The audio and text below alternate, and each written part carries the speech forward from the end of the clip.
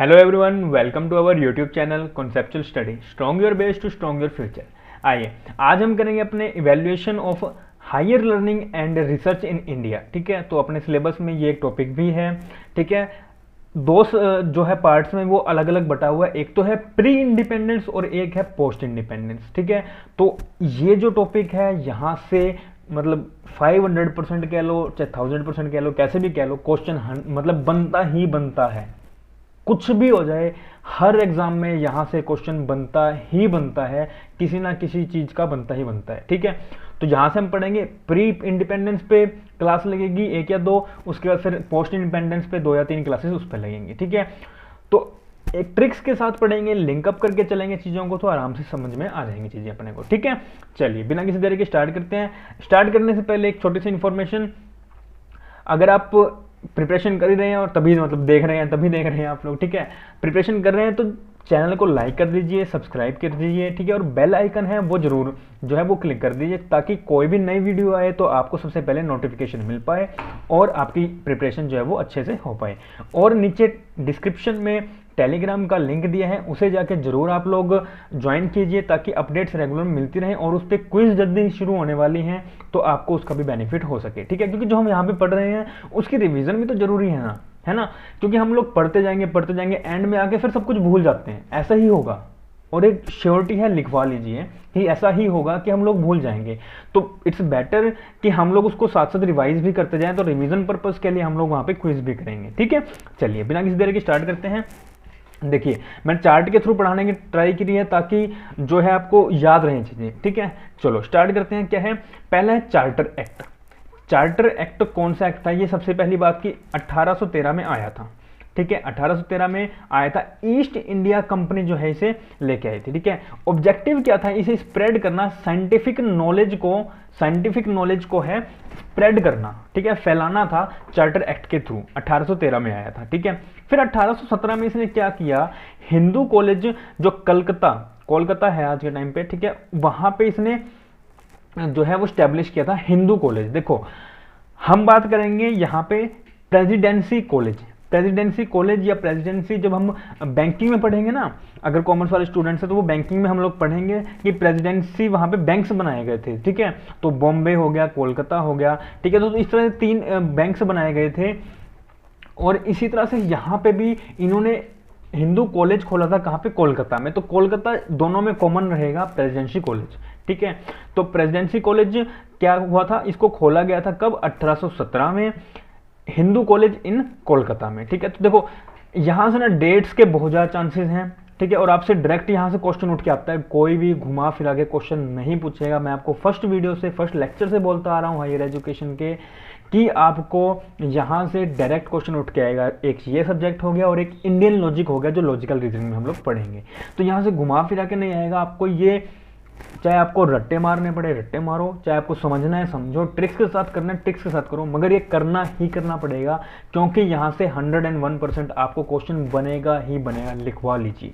ठीक है, तो पहले क्या है, पहला है चार्टर एक्ट 1813 और 1817। ठीक है, मेनली है 1817। और उसका हिंदू कॉलेज, जब इसको प्रेसिडेंसी कॉलेज जो बना था वो क्या है, बना था 1817 में, और ये चला कब तक था, 2010 तक। ठीक है, तो चार्टर एक्ट, अब देखो, अब चार्टर एक्ट बोले तो यूं मान लो कि एक एप्लीकेशन लिखी गई किसी पेज पे।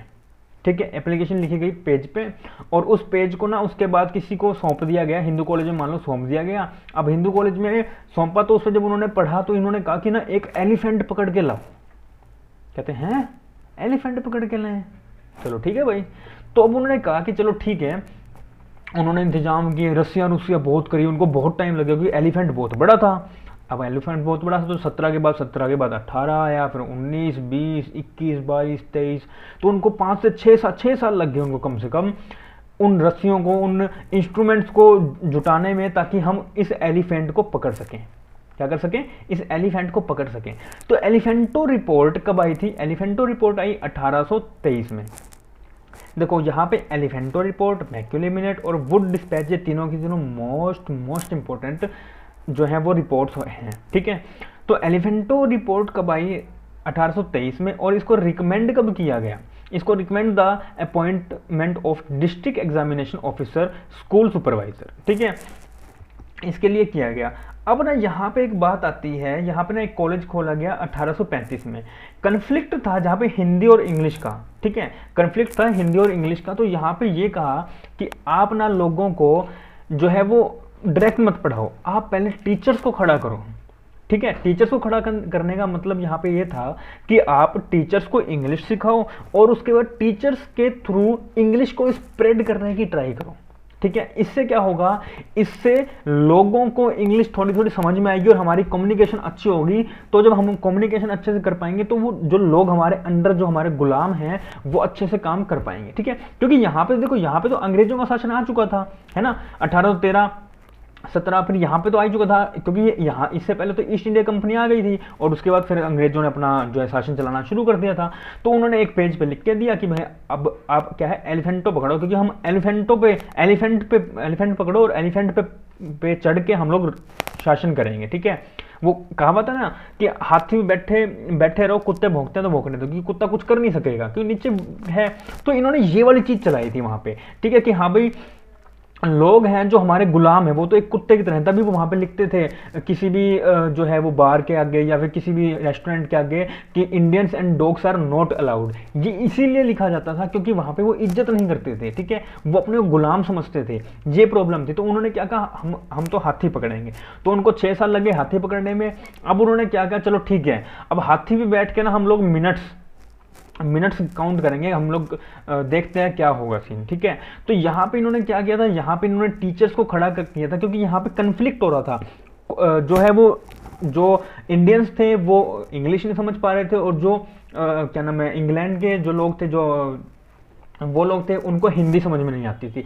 तो यहाँ पे इन्होंने एक मीडिएटर का जो सहारा लिया कि इंग्लिश सिखाओ, और इंग्लिश, क्योंकि देखो उनको तो राज करना था, उनको तो इंग्लिश ही चाहिए थी। तो उन्होंने कहा, क्या कहा कि आप टीचर्स को खड़ा कीजिए, इंग्लिश सिखाएंगे, और वो उनको इंग्लिश सिखाओ और वो क्या करेंगे, वो आगे जाके इंग्लिश सिखाएंगे, ठीक है। अब वो क्या कहते हैं कि हाथी पे बैठ के हम लोग मिनट्स काउंट करेंगे। क्या करेंगे, अपने मिनट्स काउंट करेंगे कि हमने क्या क्या काम किया। देखो आप बात करते हैं मिनट्स की, तो मिनट्स में क्या आता है, अपने जो मिनट्स में आता है क्या, जो जिस अपन मीटिंग में नहीं करते, मीटिंग में मिनट्स होती हैं, तो मीटिंग के मिनट्स लिखे जाते हैं, वो चीज़ें यहाँ पे, ठीक है। तो कहते हैं हम मिनट्स काउंट करेंगे कि हमने क्या क्या किया। तो यहाँ पे क्या किया इन्होंने, इंट्रोड्यूस क्या किया इंग्लिश को इन इंडियन एजुकेशन सिस्टम। इन्होंने कहा चलो ठीक है, बच्चे पढ़ रहे हैं, पढ़ने दो, मगर उनको क्या पढ़ना है वो हम बताएंगे। मतलब उनको अर्थशास्त्र नहीं पढ़ना, ठीक है, या उनको जो बेसिक इंडियन कल्चर है वो नहीं पढ़ना, उनको सिर्फ और सिर्फ इंग्लिश पढ़नी है। तो उन्होंने क्या किया कि इंडियन एजुकेशन सिस्टम में उन्होंने इंग्लिश को इंट्रोड्यूस किया, और उन्होंने एक थ्योरी दी, इन्फ्लेक्शन थ्योरी, जो मोस्ट इंपॉर्टेंट है आपके सिलेबस में, आपके इस टॉपिक में। इन्फ्लेक्शन थ्योरी ये कहती थी, उन्होंने ये कहा कि देखो ऊपर से दिख रहे हैं, ऊपर से दिख रहे हैं क्या, इंडियन, मगर इनका जो खून है, जो अंदर का टेस्ट है, या जो इनके अफ्लिक्शन है, वो अंग्रेजों वाली हो, ठीक है। तो इन्होंने क्या थ्योरी क्या दी, क्रिएट ए क्लास, इस तरह की क्लास बनाई जाए to Indian who were Indian in colour and blood, जो ब्लड से और कलर से इंडियन हो, but English in taste and affliction, but जो उनका टेस्ट और एफ्लिक्शन हो वो क्या हो, इंग्लिश हो, ठीक है। तो वो क्या कर रहे थे, वो अंदर से, मतलब इंडियंस जो लोग थे उनको अंदर से चेंज करने की ट्राई कर रहे। देखो वो उनके शक्ल को, उनकी सूरत को, उनकी बॉडी को वो चेंज नहीं कर सकते। तो उन्होंने क्या कहा कि अंदर की चीजें चेंज करो, अंदर की चीजें चेंज करो, मतलब वो हड्डियां और फेफड़े चेंज करने की नहीं बात करी थी उन्होंने वहां पे। उन्होंने बात करी थी उनको इंग्लिश बनाने की बात करी थी, इंग्लिश पीपल बनाओगे, ठीक है। तो वो बात करी थी यहाँ पे। तो इन्फ्लेक्शन थ्योरी यहाँ पे दी थी, और ये बहुत इंपॉर्टेंट लगता है। तो कहते चलो ठीक है, हम मिनट्स काउंट कर रहे हैं। मिनट्स काउंट करते करते ना जब हाथी में बैठे हुए थे, तो हाथी में बैठे बैठे तब वो जा रहे हैं, तो उन्होंने ध्यान नहीं दिया, अपने मिनट्स काउंट करते जा रहे थे। तो क्या हुआ, ऊपर ना एक पेड़ पड़ा और उनके ना सिर पे लगी क्या, ये चार्ल्स था, ठीक है, उसके चार्ल्स के ना सिर पे क्या लगी, वुड बोले तो जो ट्री था, ट्री की एक डाल ना उसके सिर पे आगे लगी, भड, फूट गया बेचारे माथा, ठीक है, रो रहा था। तो कहता चलो वुड डिस्पैच, अब यहाँ पे वुड डिस्पैच एक इंट्रोड्यूस हुआ कब, 1854 में, ठीक है, उसके माथे पे लगी। तो कहता अब तो बहुत हो गया भाई, अब मिनट्स नहीं, अब हाथी से उतरो, अब ना ग्राउंड लेवल पे जाके ही काम करेंगे अपन लोग, ठीक है।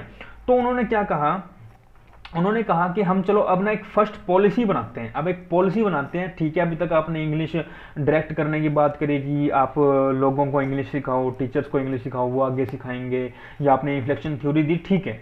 अब क्या करते हैं, अपन एक पूरा सिस्टम ही बना देते हैं ताकि कॉलेज में, स्कूल में, यूनिवर्सिटीज में कहीं पे भी बात की जाए तो वो इंग्लिश की बात की जाए। तो उन्होंने क्या कहा कि एक पॉलिसी बनाई किसकी रिगार्डिंग, हायर एजुकेशन की रिगार्डिंग। यहाँ पे तो वो कॉमन की बात कर रहे थे, है ना, कि कॉमन पीपल को आप जो है वो इंग्लिश सिखाओ, या स्कूल लेवल पे आप लोग हैं वो इंग्लिश सिखाओ। लेकिन यहाँ पे उन्होंने हायर की बात करी, यहाँ पे इन्होंने यूथ को पकड़ने की बात करी। तो इस जब उसके वुड जब टकराई माथे से, तो उसने क्या कहा कि अरे मैग्ना कार्टा, तो इसको क्या कहते हैं, मैग्ना कार्टा, इसे also known as Magna Carta. Magna Carta बोले तो, मैग्ना बोले तो वो जो वुड थी ना, उसको मान लो कि उसका उस वुड का नाम था मैग्ना, ठीक है। वो ना मैग्नेट था उस वुड में, ऐसा मान लो कि मतलब होता तो नहीं, लेकिन उसको यूं मान लो कि उस वुड में मैग्ना था, और उसने उसके जो मत्थे को काट दिया। हाथी बैठा होता ना ये चार्ल्स, तो उसने उसके मत्थे को काट दिया, ठीक है। मैग्ना काट दिया, ठीक है, मैग्ना ने काट दिया उसके मत्थे को, of English education in India. वहां से पूछेगा कि वुड डिस्पैच को आप लोग क्या कहते हैं, तो also known as Magna Carta, ठीक है। Setting up 3 universities at Madras, Bombay and Kolkata. अपन ने बात करी थी अभी ऊपर सबसे पहले कि कोलकाता में इन्होंने एक यूनिवर्सिटी खोली थी जिसे हम प्रेसिडेंसी कॉलेज कहते हैं। और अपन ने बात करी थी बैंकिंग में ये 3 जो सिटीज हैं, मद्रास हो गया, बॉम्बे हो गया, कोलकाता हो गया, ये तीनों प्रेसिडेंसी बैंक में भी आएगा अपन, ठीक है। तो क्या है, setting up 3 universities Madras, Bombay and Kolkata in 1857। तो इन्होंने क्या किया कि इन तीनों यूनिवर्सिटीज को 1857 में खोला गया, ठीक है। अब 1857 में कैसे क्या क्या खोला गया, अब देखो एक 57 में तो इन तीनों को खोला गया। अब उसके बाद पंजाब में और इलाहाबाद में इन्होंने एक और यूनिवर्सिटी खोली, ठीक है। पंजाब और इलाहाबाद में एक और यूनिवर्सिटी खोली। पंजाब में कब, 1882 में, और इलाहाबाद में कब, 1887 में यूनिवर्सिटी खोली। देखो मानता हूँ थोड़ा सा बोरिंग, बहुत ज़्यादा अजीब टॉपिक है, इसलिए हम ज़्यादा नहीं करेंगे, थोड़ा थोड़ा करके करेंगे ताकि चीज़ें याद रहें। इसको रेगुलर में पढ़ना पड़ेगा तो ही याद रहेंगी चीज़ें। यहाँ से क्वेश्चन 100% आता है, लिखवा लो, मैं बार बार कह रहा हूँ, ठीक है। तो वुड डिस्पैच को क्या कहते हैं, मैग्ना कार्टा कहते हैं। मैग्ना कार्टा के बाद इन्होंने 3 यूनिवर्सिटीज बनाई थी 1857 में। पंजाब की यूनिवर्सिटी और इलाहाबाद की यूनिवर्सिटी स्पेसिफिक पूछी जा सकती है, पंजाब की 1882 में और इलाहाबाद की 1887 में, ठीक है। ये चीज़ है। अभी तक अपन ने क्या किया, सबसे पहले चार्टर एक्ट एक पेज पे लिखा था, फिर वो क्या किया, उन्होंने हिंदू कॉलेज में जो है वो भेज दिया। अब हिंदू कॉलेज वालों ने पढ़ा, कहते हैं हाँ भाई चलो, इन्होंने कहा कि हाथी पकड़ के दो हमको, ठीक है। ईस्ट इंडिया कंपनी वाले कहते हैं अब हमको हाथी पकड़ के दो, हम राज करेंगे हाथी पे बैठ के। तो उन्होंने कहा चलो ठीक है, हम थोड़ा सा इंतजाम करते हैं। उनको 6 साल लग गए बेचारों को। तो इन्होंने क्या किया, एलिफेंट पकड़ के इनको दे दिया। अब एलिफेंट रिपोर्ट आई 1823 में, फिर एलिफेंट पकड़ के दिया, तो फिर वो कहते चलो अब हम हाथी में बैठ के जो है वो राज करेंगे। तो उन्होंने हाथी में बैठ के मिनट गिनने शुरू करे कि हम कितने मिनट, मतलब कितने काम कर चुके हैं, ठीक है। वहां पे मिनट्स, मैक्यूली मिनट्स में इन्होंने एक थ्योरी दी, इन्फ्लेक्शनरी थ्योरी, कि इंडियन बाहर से और ब्लड से तो इंडियन हो, मगर उनका जो टेस्ट और एफ्लिक्शन है वो क्या हो, अंग्रेज हो, मतलब अंग्रेजी हो, इंग्लिश हो, ठीक है। फिर क्या हुआ, फिर जो वो बेचारा जा रहा था, ये चार्ल्स एक जा रहा था, तो चार्ल्स बैठा हुआ मिनट्स गिन रहा था, अपनी मस्ती में था, ठीक है। तो जाते जाते बेचारे का एक मैग्ना नाम का एक ट्री था, मैग्ना नाम का ट्री क्या हुआ, उसके मत्थे से टकरा गया और मत्थे को काट दिया। क्या कर दिया, मत्थे को काट दिया बेचारे के। जब वो खून आने लग गया, टांके टूंके लग गए, तो फिर आ गया गुस्सा, कहता अब तो मैं नहीं मानूंगा, अब क्या करूंगा, मैं पहली पॉलिसी याद करूंगा और ना 3 यूनिवर्सिटी खोलूंगा ताकि सारे के सारे लोग क्या है, इंग्लिश बोलें। उसने फिर 3 यूनिवर्सिटी 1857 में खोली, और 1882 में क्या है, पंजाब में खोली, और 1887 में इलाहाबाद में एक यूनिवर्सिटी खोल दी, ठीक है। इतनी चीज याद होगी, है ना। पॉज करो वीडियो को और एक बार ना ये चीज अच्छे से अपने आप लिखो और याद करो, ठीक है। चलो इसके बाद करते हैं अपन, ठीक है। तो अब क्या है, अब हंटर कमीशन आया। अब वो था, अब उसका बेचारे मत्था फूट गया, बेचारा रोने लग गया, मैं नहीं खेलता, फिर ऐसा हो गया, तो मत्था फूट गया बेचारे का, तो रोने लग गया, खून खाना गया, टांगे लग गए, कहता यार अब तो मेरी बेइज्जती होगी, ठीक है। अब इंडिया में आके मेरा तो मत्था फूट गया। तो कहता क्या ना भाई, मैं ऐसे नहीं मानूंगा, मेरे को ना हंटर चलाने की जरूरत है, तभी लोग गुलाम बनेंगे मेरे, अच्छे से गुलाम तभी बन पाएंगे। हाथी पे बैठ के तो मेरे को कोई पकड़ ही नहीं पाएगा। तो उनको यूं लगता है इंडियंस को कि हम तो क्या नाम है, ये तो ऊपर है तो ये क्या तो कर लेगा, ठीक है, जो ऊपर से कर रहा है जमीन पे है तो बताएं इसको। तो कहता चल ठीक है, मैं जमीन पे आता हूँ और हंटर चलाऊंगा, हंटर चला चला के इंडियन को अपने काबू में करूंगा, ठीक है। तो इसने क्या किया, इसने हंटर चलाना शुरू किया। हंटर कमीशन, एक कमीशन थी, हंटर चलाना शुरू किया। इसे हम कहते हैं इंडियन एजुकेशन कमीशन, ठीक है। इसे और क्या कहा जाता है, इंडियन एजुकेशन कमीशन भी कहा जाता है। इसने क्या किया, जितने भी सिस्टम थे ना, चाहे वो हायर एजुकेशन सिस्टम थे, चाहे वो प्राइमरी एजुकेशन सिस्टम थे, उन सबको डिवाइड कर दिया। क्या कर दिया, डिवाइड कर दिया। उसने हंटर मारा, हंटर मार मार के जो लोग इकट्ठे थे, अब देखो जैसे मान लो कि वो सारे लोग ना ऐसे यहाँ पे सारे के सारे लोग थे एक साथ, और यहाँ पे वो बेचारा हाथी ऊपर ऊपर बैठा हुआ था। तो ये सारे कहते हैं अब नीचे आता ना फिर बताऊंगा मैं, ठीक है। अब ये नीचे आ गया, अब नीचे आया तो फिर क्या भाई, अब इनका आमना सामना हुआ। तो ये कहते भी आमना सामना तो ठीक है, इसने क्या किया, हंटर मारा। अब हंटर मारा तो ये बेचारा इधर भाग गया, ये इधर भाग गया, ये इधर भाग गया, तो सभी अलग अलग हो गए। तो इसने क्या किया, जो ये एजुकेशन सिस्टम था ना, इस सबको डिवाइड कर दिया। क्या कर दिया, डिवाइड कर दिया। कब, 1882 से 1883 के बीच में, ठीक है। देखो डेट्स तो याद करनी पड़ेंगी, कुछ भी हो जाए डेट्स तो याद करनी ही करनी पड़ेगी। फिर भी डेट्स इतनी नहीं आती हैं पेपर में कुछ, लेकिन कुछ नहीं कह सकते क्यों, एंटी एग्जाम ले रहा है वो कुछ भी डाल सकता है, ठीक है।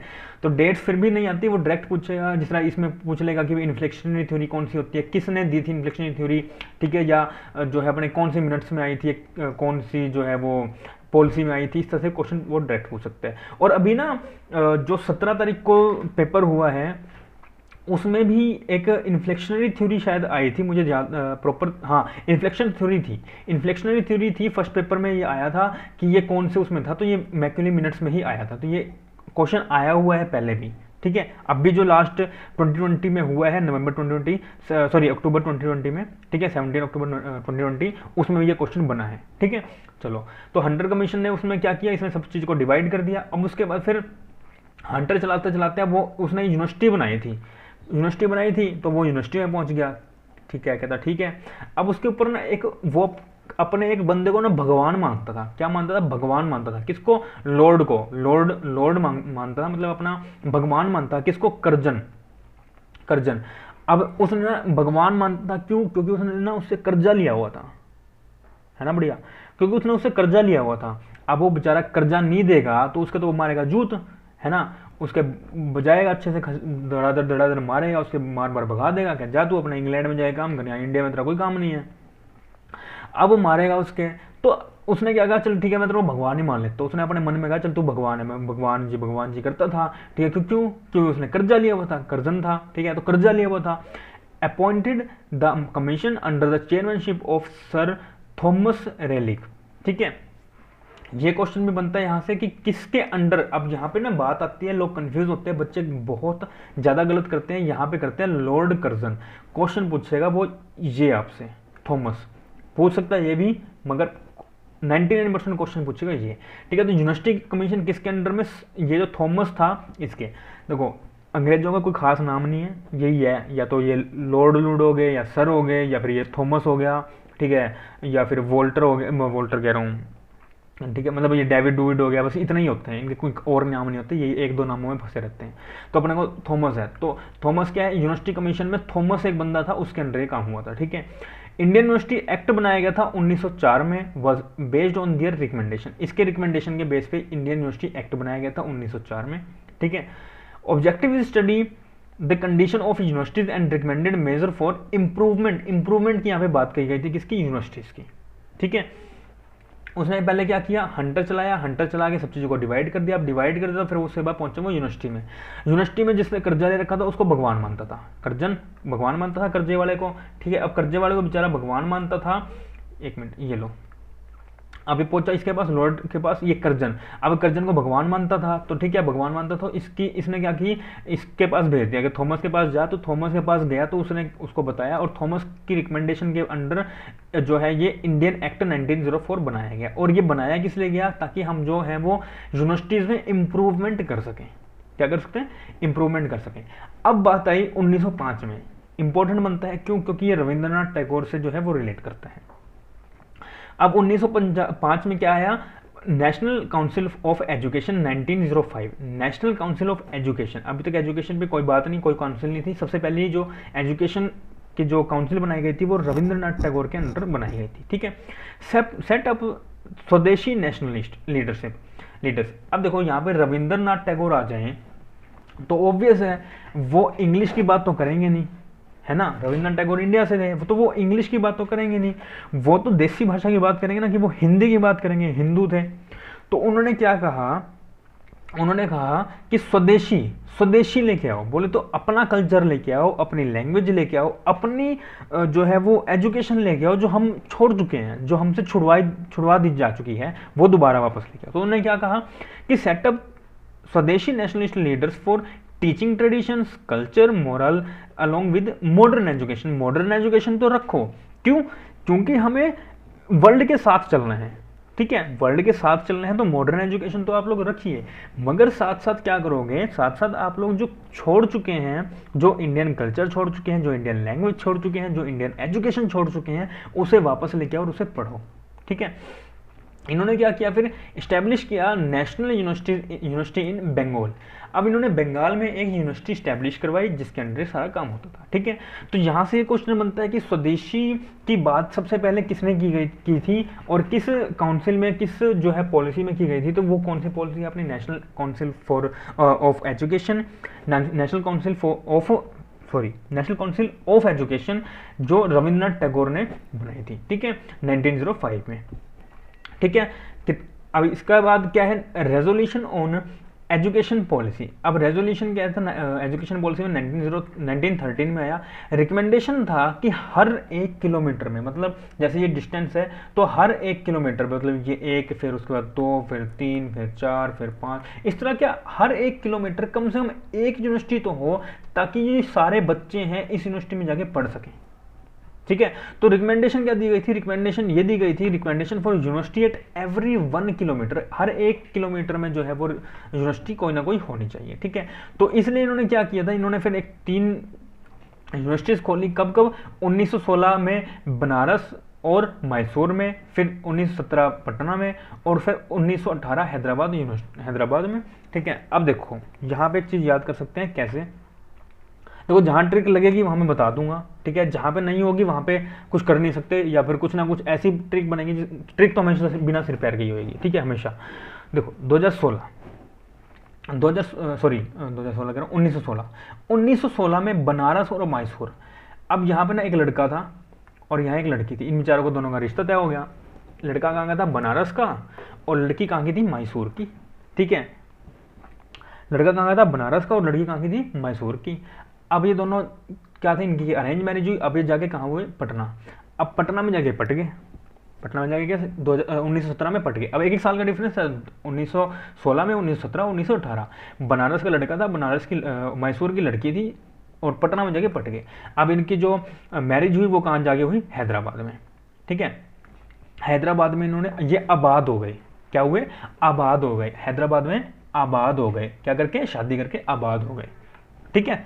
इतनी सी हो जाएगी याद, इतनी चीज़ करनी है, ज़्यादा वो नहीं है कि कन्फ्यूजन वाली चीज़, लिंक अप करके चलेंगे तो हो जाएगा याद, ठीक है।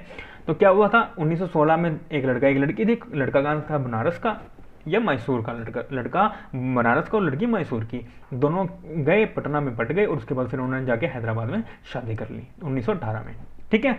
उसके बाद बात आती है कलकत्ता यूनिवर्सिटी कमीशन।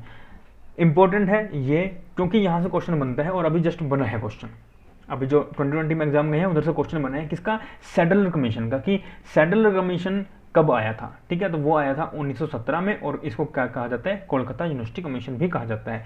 और ये इसलिए इंपॉर्टेंट हो जाता है प्री इंडिपेंडेंस से पहले, ठीक है, इसलिए इंपॉर्टेंट हो जाता है क्योंकि जो कोठारी कमीशन था हमारा, कोठारी कमीशन अभी तक का सबसे इंपॉर्टेंट कमीशन रहा है, 2020 को छोड़ दें तो अभी तक का सबसे इंपॉर्टेंट कमीशन रहा है कोठारी कमीशन। उसका क्या था, ये प्रीडिसेसर था। प्रीडिसेसर बोले तो इसने कुछ एडवाइस, इसने कुछ रिकमेंडेशंस दी थी जो कोठारी कमीशन में जाके पूरी करी गई थी, ठीक है। तो ये क्या था, ये प्रीडिसेसर था किसका, कोठारी कमीशन का। कोलकाता यूनिवर्सिटी कमीशन को हम लोग क्या कहते हैं, सैडलर कमीशन भी कहते हैं। ये कब आई थी, 1917 में आई थी। To investigate the problem of higher education in Kolkata University, ठीक है। तो कोलकाता यूनिवर्सिटी क्यों आई थी? कोलकाता यूनिवर्सिटी कमीशन जो आई थी वो कोलकाता यूनिवर्सिटी की प्रॉब्लम्स को इन्वेस्टिगेट करने आई थी हायर एजुकेशन में, ठीक है। अब देखो, अब हायर एजुकेशन तो ऑब्वियस है, यूनिवर्सिटी में हायर एजुकेशन होगी, प्राइमरी एजुकेशन तो होगी, नर्सरी वाली है, ABCD तो सिखाएंगे नहीं आपको, तो हायर एजुकेशन की बात ही होगी यूनिवर्सिटी में। तो यूनिवर्सिटी जो कोलकाता यूनिवर्सिटी कमीशन थी वो कोलकाता यूनिवर्सिटी की इन्वेस्टिगेशन करने आई थी कि यहाँ पे प्रॉब्लम्स क्या है हायर एजुकेशन को लेके, ठीक है।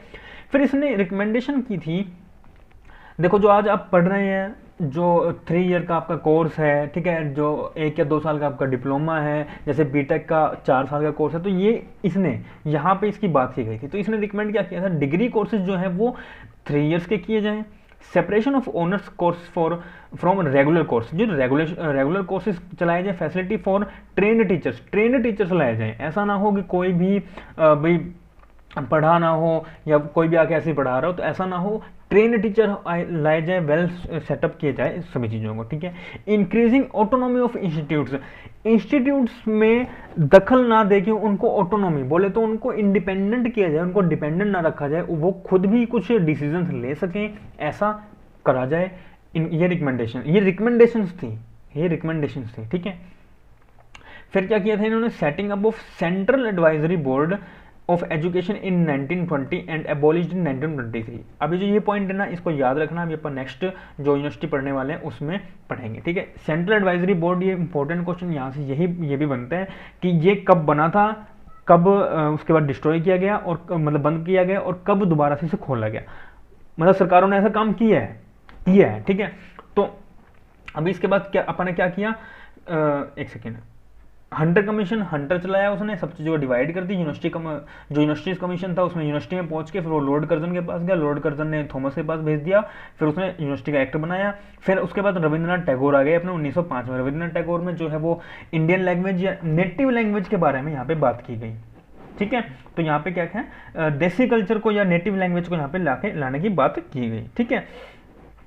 उसके बाद क्या था, उसके बाद रेजोल्यूशन ऑन एजुकेशन पॉलिसी, यहाँ पे क्या कहा गया, रेजोल्यूशन, देखो रेजोल्यूशन लाना, ठीक है, कि हर 1 किलोमीटर में उन्होंने क्या कहा कि हर 1 किलोमीटर में एक यूनिवर्सिटी हो, ताकि जो है वो बच्चे आराम से पढ़ सकें, आसानी से पढ़ सकें, ठीक है। तो यहाँ पे उन्होंने इस करके 3 यूनिवर्सिटीज़ खोली गई। तो 3 यूनिवर्सिटीज़ कैसे खोली, 1916 में, 1917 में और 1918 में। 1916 में कैसे, बनारस और मद्रास में एक लड़का और लड़की थे, ठीक है, वो जाके 17 में जाके वो पटना में बट गए, और 18 में हैदराबाद में उन्होंने शादी कर ली, ठीक है। फिर बात आती है कोलकाता यूनिवर्सिटी कमीशन की, जो सबसे इंपॉर्टेंट कमीशन हो जाता है प्री इंडिपेंडेंस से, क्योंकि ये जो है कोठारी कमीशन का जो है प्रीडिसेसर था। ये क्वेश्चन नहीं बनता है कि प्रीडिसेसर कोठारी कमीशन का कौन सा था, तो वो क्या है, कोलकाता यूनिवर्सिटी कमीशन। अब कोलकाता यूनिवर्सिटी कमीशन लाई क्यों गई थी, कोलकाता यूनिवर्सिटी कमीशन लाई गई थी कोलकाता यूनिवर्सिटी के लिए इन्वेस्टिगेशन करने के लिए कि उसमें हायर एजुकेशन में क्या प्रॉब्लम्स आ रही हैं, ठीक है। इसको सैडलर कमीशन भी कहा जाता है, और इसमें रिकमेंडेशन दी गई कि 3 ईयर का कोर्स हो, ट्रेन टीचर्स हो इसमें, और ऑटोनॉमी दिए जाए किसको, इंस्टीट्यूट्स को। और यहाँ पे सेंट्रल एडवाइजरी बोर्ड को, बोर्ड ऑफ एजुकेशन को भी जो है वो स्टैब्लिश किया गया, कब, 1920 में, ठीक है। फिर 1923 में इसे एबॉलिश कर दिया गया। अब इसके बाद क्या है, हरतोग। अब ये हरतोग बोले तो हर तरफ, हरतोग से हर तरफ, ठीक है, हरतोग बोले तो हर तरफ एजुकेशन की बात करता है भाई, हर तरफ सभी को एजुकेशन प्रोवाइड कराई जाए, सभी को, कोई भी हो वो, सभी को, हरतोग बोले तो हर तरफ एजुकेशन की बात की गई 1929 में। Improving the standard of university education and established central advisory board of education again. 1920 में बनाया था central advisory board of education को, 1923 में इसको बंद कर दिया। अब फिर हरतोग कमीशन आई, हरतोग हर तरफ की बात करते हैं। तो जब हर तरफ की बात करी तो उसने कहा कि यार ये जो सेंट्रल एडवाइजरी बोर्ड था ना एजुकेशन के लिए, वो अच्छा काम कर रहा था, इसको दोबारा से जो है वो रीओपन किया जाए। तो इसने दोबारा से इसे क्या किया, रीओपन किया, ठीक है। कब, 1929 में। देखो अब ये चीज़ें याद कैसे होंगी मैं आपको दोबारा बता दूं। जैसे मैंने चार्ट बनाया ना, चार्ट बनाया भाई 1913 और 1917, ठीक है। पेज पे यही लिखना है, पेज पे ये लिखना है, एक यूनिवर्सिटी पकड़ लो भाई आपने, जैसे ये हरतोग, ये कोलकाता कमीशन पकड़ लिया, ठीक है। इसका एक बार डेट लिखो, इसका एक बार ये लिखो, मतलब पढ़ लिया। पढ़ने के बाद जब भी आपकी आँख खुल जाए, जब भी आपके पास फ्री टाइम हो, नॉर्मल कॉपी उठाई, बिना कुछ देखे इसका नाम लिखा, कब आया था वो लिखा, इसमें क्या क्या चीज़ें थी वो लिखी, लिखा 2 या 3 बार लिखो, मैं कह रहा हूँ गारंटेड है याद हो जाएंगी चीज़ें, बार बार पढ़ने की जरूरत ही नहीं है, ठीक है। हमने भी ऐसी करी हैं चीज़ें याद, ऐसी ही हो जाएंगी यार, ठीक है। उसके बाद बात आती है, अपने हर तो पढ़ लिया, हर तरफ की बात करता, तो इसने central advisory board of commission, जो बोर्ड ऑफ एजुकेशन था उसको जो है वो रीओपन करा, कब, 1929 में। अब आया सप्रू कमेटी। अब ये सप्रू ना एक लड़की थी, ठीक है, सप्रू एक लड़की थी, अब उसके पीछे बेचारे जो है वो सप्रू यूपी की एक लड़की थी, ठीक है, तो उसके पीछे बेचारे जो है वो बेचारे को जो है लड़के उसके पीछे आते थे, तो लड़के उसके पीछे आते, तो लड़के जो है वो काम गुम तो करते नहीं थे, तो उस करके अनएम्प्लॉयमेंट हो गया यूपी में, उत्तर प्रदेश में अनएम्प्लॉयमेंट हो गया सप्रू का, ठीक है, सप्रू करके। तो ये सप्रू एक लड़की थी, सप्रू 1934 में पैदा हुई थी, तो मतलब 1934 में कॉलेज जाना शुरू करी थी, ठीक है। तो इसके पीछे लड़के आते, तो कहाँ के, यूपी के, तो यूपी के लड़के आते थे। अब यूपी वाले जो लड़के आते तो वो कोई काम तो करते नहीं, तो वो अनएम्प्लॉयमेंट आ गई इस वजह से। तो सप्रू कमेटी किस लिए लाई गई, उसने रिकमेंडेशन किया पहली बात तो वोकेशनल एजुकेशन के लिए, क्यों, ताकि इन लड़कियों को बचाया जा सके। मतलब ऐसे याद करो ना कि वोकेशनल एजुकेशन क्या, डिस्टेंस एजुकेशन एक तरीके से, कि आप घर पे बैठ के पढ़ सको, ठीक है, ताकि इस तरह की हरकतें ना हो, ठीक है। तो मतलब हालांकि इसलिए नहीं था, लेकिन फिर भी जो है मतलब ऐसा नहीं था कि लड़के वहाँ पे सही में छेड़ते थे, ऐसा कुछ नहीं था, मतलब एक सिर्फ ट्रिक है कि हम लोग याद कैसे करें, ठीक है। तो वोकेशनल एजुकेशन यहाँ पे लाई गई, ठीक है, डाइवर्सिफाइड कोर्सेज लाए गए और 3 ईयर डिग्री कोर्सेज लाए गए, ठीक है, ताकि जो है वो जो सप्रू लड़की थी बेचारी वो पढ़ सके इन लड़कों से दूर रह के, ठीक है। तो डिग्री कोर्स से intermediate stage to be abolish, ठीक है, तो इंटरमीडिएट जो स्टेज था वो उसको एबॉलिश कर दिया गया। अब यहाँ पे इन्होंने क्या कहा, इस कमेटी को सेटअप क्यों किया गया, यूपी गवर्नमेंट फॉर एग्जामिन, जो यूपी गवर्नमेंट था उसने जो है इस कमेटी को सेटअप किया, किस लिए, अनएम्प्लॉयमेंट को एग्जामिन करने के लिए। अपने बात करें लड़के इसके पीछे जाते हैं तो लड़के काम तो करते नहीं, तो अनएम्प्लॉयमेंट आ गई, तो अनएम्प्लॉयमेंट आ गई, तो अब उन्होंने एक कमेटी करी जो है वो एग्जामिन करेगी कि अनएम्प्लॉयमेंट किस वजह से आई है या क्या प्रॉब्लम्स आ रही हैं, ठीक है। तो उसने क्या किया, it pointed that unemployment has due to the faulty education system. अब वो फॉल्टी एजुकेशन सिस्टम की वजह से आया। फॉल्टी एजुकेशन सिस्टम बोले तो कि लड़की बेचारी जाती थी, तो लड़की को जो है वो पेरेंट्स को वो बता नहीं सकती थी भी हाँ मेरे को ये लड़के छेड़ते हैं, तो वो क्या करती थी, वो अपना जाती थी और वो बेचारे लड़के उसको छेड़ते थे बेचारी को, तो वो क्या करती थी, वो जो है वो मतलब ढंग से पढ़ नहीं पाती थी, तो वो फॉल्टी एजुकेशन की वजह से प्रॉब्लम्स आती थी। तो इन्होंने क्या रिकमेंडेशन दी कि आप ना वोकेशनल एजुकेशन शुरू करो, ताकि बेचारी जो सप्रू लड़की है वो घर पे बैठ के पढ़ सके, ठीक है, घर पे बैठ के पढ़ेगी तो आराम से इसका काम चल जाएगा और ये लड़के को छेड़ नहीं सकेंगे, और जो अनएम्प्लॉयमेंट की कंडीशन है ये एम्प्लॉयमेंट में कन्वर्ट हो जाएगी, तो अन हट जाएगा और एम्प्लॉयमेंट में कन्वर्ट हो जाएगी, ठीक है। अब उसके बाद सप्रू जब पढ़ ली, तो सप्रू को एक दिन पर वैसे एक लड़के ने फिर बोल दिया, तो सप्रू ने क्या किया, एक वुड उठा ली, क्या उठा ली, वुड, एक लकड़ी उठा ली और धैर्य मारा उसके, ठीक है। तो ये कब किया इसने, 1934, देखो 34, 35, 35, 36 और 36, 37, 3 साल का उसका कोर्स हो गया ना। देखो 34, 35, 35, 36 और 36, 37, इसका जो सप्रू लड़की थी इसका क्या हुआ, 3 साल का डिग्री कोर्स हो गया। अब इसने जाना था यूनिवर्सिटी में, मतलब पीजी करने, पोस्ट ग्रेजुएट करने, तो ये जब जाने लगे तो इसको एक लड़के ने फिर छेड़ दिया। अब इसने क्या कहा, एक लकड़ी उठाई, लड़की ने लकड़ी उठाई और लकड़ी मार दी उसके। तो कब मारी, 3 साल बाद कब मारी, जब उसकी डिग्री कोर्स कंप्लीट हो गया, तो उसने डिग्री कोर्स कंप्लीट करने वाले पीजी करने जा रही, तो उसने उठा के मार दी लकड़ी।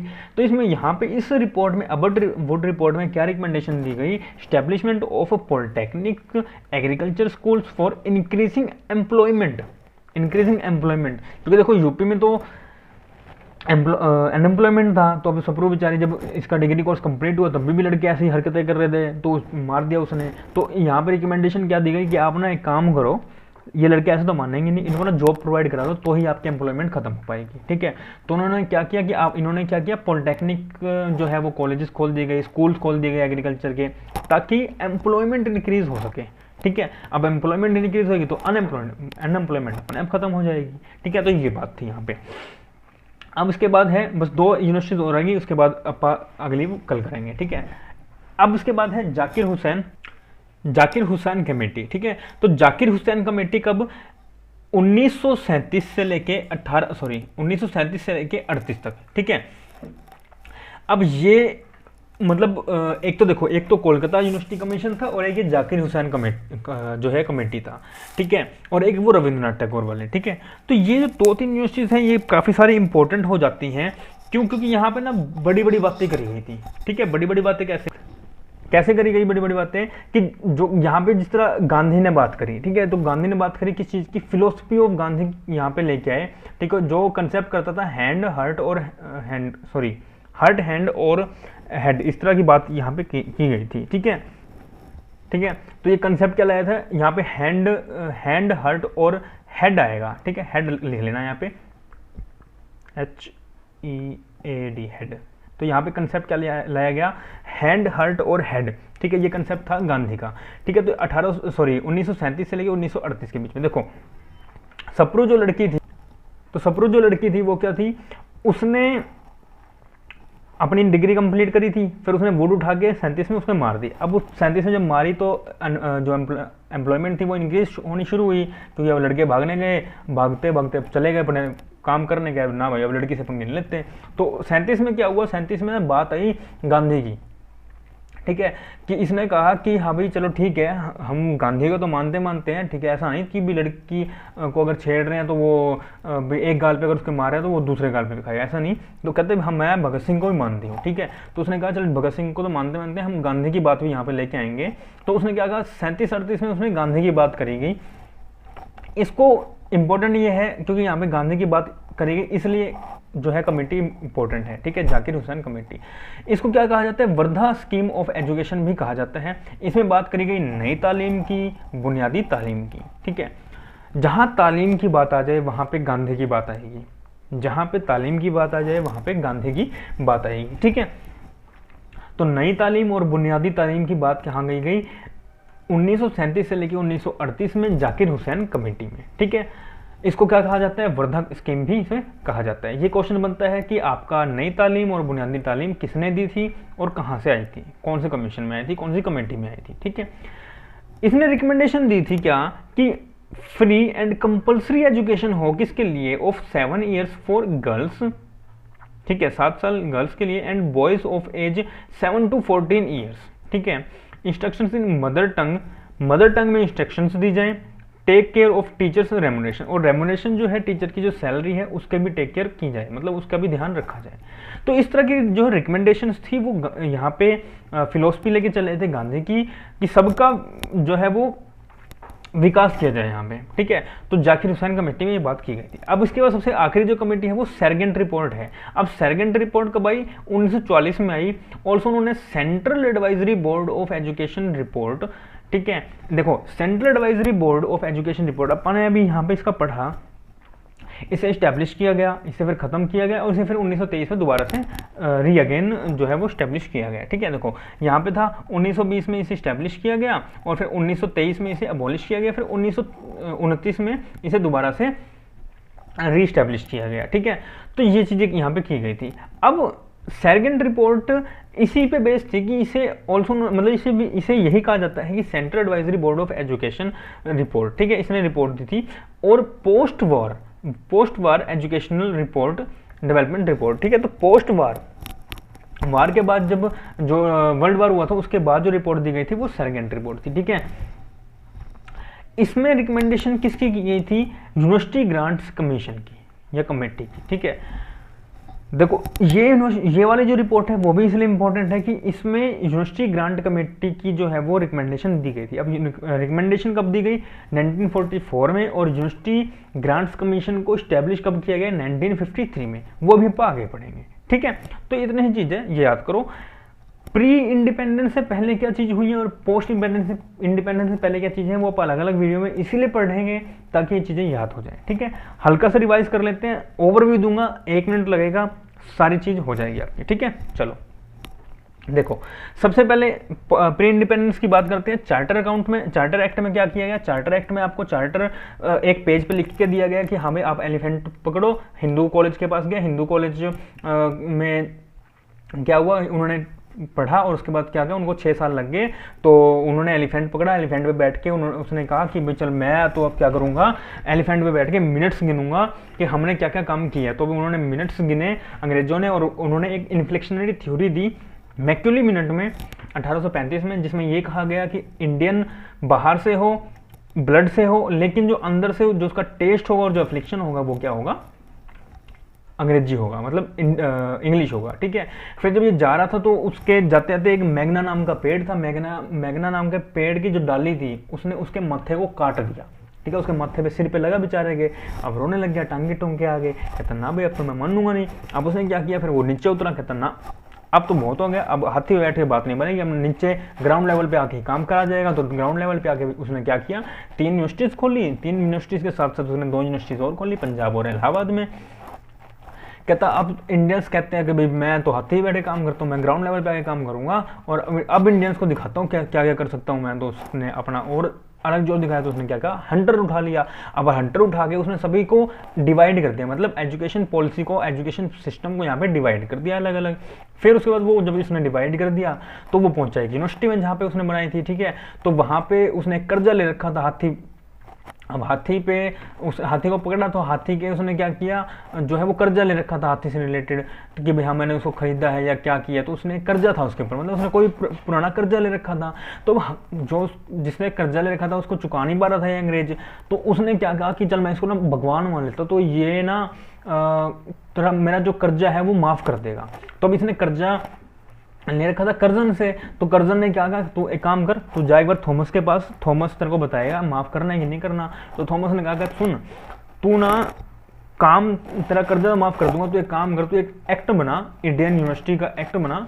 ठीक है, तो उसने कहा कि चल ठीक है मैं बनाता हूँ। उसने इंडियन यूनिवर्सिटी एक्ट जो है वो पास कर दिया 1904 में, और उसने कहा कि चल ठीक है अब तेरा कर्जा माफ़, तू जा अपनी चैन की ज़िंदगी जी। ठीक है, जा अंग्रेज जा, जी ले अपनी जिंदगी, कह दिया। ठीक है, अब उसने क्या कहा, अब ये गया। अब फिर उसके बाद आए रविंद्रनाथ टैगोर। 1905 में रविंद्रनाथ टैगोर ने अपने देसी भाषा की बात करी, नेटिव लैंग्वेज की बात करके स्वदेशी लेके आओ, जो भी आप चीज़ें छोड़ चुके हो वो सारे के सारे दोबारा लेके आओ। ठीक है, तो उन्होंने फिर बात करी। फिर आया रेजोल्यूशन। अब रेजोल्यूशन में क्या था कि रेजोल्यूशन में ये कहा गया कि कुछ चेंजेस करो कि 1-1 किलोमीटर में ऐसी यूनिवर्सिटीज़ हों ताकि सभी बच्चे पढ़ सके। तो उन्होंने क्या हुआ, उन्हें 16, 17 और 18 में उन्होंने जो है वो यूनिवर्सिटी इस्टेब्लिश करी। तो 16 में क्या हुआ, बनारस और जो है वो मैसूर से लड़का लड़की थे, उन्होंने फिर जाके वो 17 में 1 साल बेचारों को लगा, डेट आउट कर रहे थे, फिर वो पढ़ गए 17 में जाके पटना में। ठीक है, पटना में पढ़ने के बाद वो 18 में चले गए हैदराबाद घूमते घूमते, और उनका मन बन गया शादी करने का, तो उन्होंने हैदराबाद में क्या करा, शादी कर ली। उसके बाद फिर आया कोलकाता कमीशन। अब हैदराबाद में थे, अब हैदराबाद से उसके बाद कोलकाता पहुंच गए। अब कोलकाता वापस यहाँ पे पहुंच गए, तो अब इन्होंने क्या किया, यूनिवर्सिटी कमीशन एक बनाई। तो उस यूनिवर्सिटी कमीशन को सेडरर, ठीक है, अब देखो सेडरर कमीशन को कैसे याद कर सकते हैं, कोलकाता कमीशन इसलिए बनाया गया था क्योंकि प्रॉब्लम्स थी। अब प्रॉब्लम्स थी इस वजह से जो है वहाँ के लोग सैड होते थे, तो सेडरर कमीशन इसलिए बनाया गया। अब सेडरर कमीशन बनाया गया, सेडरर कमीशन ने क्या कहा कि यार हम लोग सैड हैं, हम लोग ने छोटी मोटी पढ़ाई से सही नहीं, इनको ना एक प्रॉपर पढ़ाई दीजिए। तो उन्होंने क्या कहा कि 3 ईयर का एजुकेशन सिस्टम हो, टीचर्स ट्रेंड हो, और यहाँ पे एक ऐसा बोर्ड बनाया जाए जो अच्छे से काम करता हो। ठीक है, तो यहाँ पे क्या किया, central advisory board of education को स्टैब्लिश किया गया 1920 में, फिर 1923 में इसको बंद कर दिया, फिर 1929 में इसे दोबारा से चालू कर दिया। ठीक है, हरतोग, क्योंकि हरतोग कमीशन हर तरफ की बात करता, तो इसने दोबारा से चालू कर दिया। ठीक है, उसके बाद फिर आता है सप्रू। अब सप्रू एक बेचारी लड़की थी जो बड़ी परेशान रहती थी। ठीक है, तो इसने क्या किया, ये पढ़ने जाती थी तो इसको बार बार लड़के छेड़ते थे, तो लड़के काम गुम तो करते नहीं थे, तो यहाँ पे अनएम्प्लॉयमेंट बढ़ गई। तो सप्रू कमेटी एक बिठाई गई, तो सप्रू करके एक कमेटी बनाई, और वहाँ पे देखा गया कि यूपी में जो अनएम्प्लॉयमेंट है उसका क्या कारण है। ठीक है, और उसका कारण के बाद उन्होंने क्या क्या कि एक वोकेशनल एजुकेशन सिस्टम बनाया गया, ताकि वो जो बेचारी लड़की है सप्रू, वो अपने घर पे बैठ के पढ़ सके। ठीक है, अब वो पढ़ने लग गया, उसकी 3 साल की डिग्री हो गई कंप्लीट, 34, 35, 36 और 36, 37 में उसकी डिग्री कंप्लीट हो गई। अब वो पीजी एडमिशन लेने जाते किसी यूनिवर्सिटी में। अब यूनिवर्सिटी में एडमिशन लेने जा रही थी, मान लो कि वो एग्रीकल्चर में वो पीजी करने जा रही थी, तो उसने वो जाने लग गई, तो उसको दोबारा से लड़के ने छेड़ दिया। अब लड़के ने छेड़ा तो उसने उठा के वुड उसके सिर पे मार दी। अब वो चला गया तो वो कहा भी हाँ भाई अब ये बात नहीं बनेगी, अब तो अपना पढ़ना पड़ेगा और अपनी ना नौकरी करनी पड़ेगी। अब ज़्यादा टाइम तक अनएम्प्लॉयमेंट नहीं हो सकती। ठीक है, अब अपने को एम्प्लॉयड होना पड़ेगा। तो वो लड़का बेचारा भागा चला गया अपना एम्प्लॉयमेंट करने। ठीक है, तो यहाँ पे बात की गई, स्टैब्लिशमेंट किया गया पॉलिटेक्निक का, एग्रीकल्चर स्कूल्स का और एम्प्लॉयमेंट का। फिर बात आती है जाकिर हुसैन कमेटी की। जाकिर हुसैन कमेटी गांधी जी के जो है वो कंसेप्ट पे लाया गया, हैंड, हेड और हर्ट। यहाँ पे बुनियादी तालीम और नई तालीम की बात की गई। इसे वर्धा कमीशन, वर्धा स्कीम भी बोला जाता है। और यहाँ पे जो है वो एजुकेशन कंपलसरी एजुकेशन की बात की गई। और यहाँ पे इंस्ट्रक्शंस जो है वो मदर टंग में देने की बात की गई। भाई ऐसा ना हो कि छोटे छोटे बच्चे बेचारे क्यूट से प्यारे प्यारे से बच्चे, उनको आप लोग इंग्लिश में बात करो तो उनको तो बेचारों समझ में नहीं आएगी, तो उनको अपनी लैंग्वेज में बात करने की जो है वो रिकमेंडेशन दी गई। फिर आता है सरगेंट कमीशन। अब सरगेंट कमीशन क्या था? सरगेंट कमीशन ये था जो सेंट्रल एडवाइजरी बोर्ड जो था उसकी रिपोर्ट थी, क्योंकि उसको बंद करते उसको दोबारा इसमें आया था। इसने एक रिपोर्ट में, इस रिपोर्ट में एक जो है वो रिकमेंडेशन थी जो सबसे इंपॉर्टेंट है, जो आज भी प्रेजेंट है और शायद आगे भी प्रेजेंट रहेगी। तो उसकी जो है वो रिकमेंडेशन किसने दी थी? यूनिवर्सिटी ग्रांट कमीशन या यूनिवर्सिटी ग्रांट कमेटी की रिकमेंडेशन सरगेंट रिपोर्ट में 1944 में दी गई थी। ठीक है, चलो अपना हो गया रिवाइज ये। ठीक है, अगर लेक्चर अच्छा लगा है तो लाइक कीजिए, सब्सक्राइब कीजिए चैनल को, शेयर कीजिए। और अगर कुछ समझ में नहीं आया या कुछ प्रॉब्लम है तो आप कमेंट करके जरूर बताइए ताकि हम लोग और इम्प्रूव कर सकें। ठीक है, चलिए, थैंक यू वेरी मच।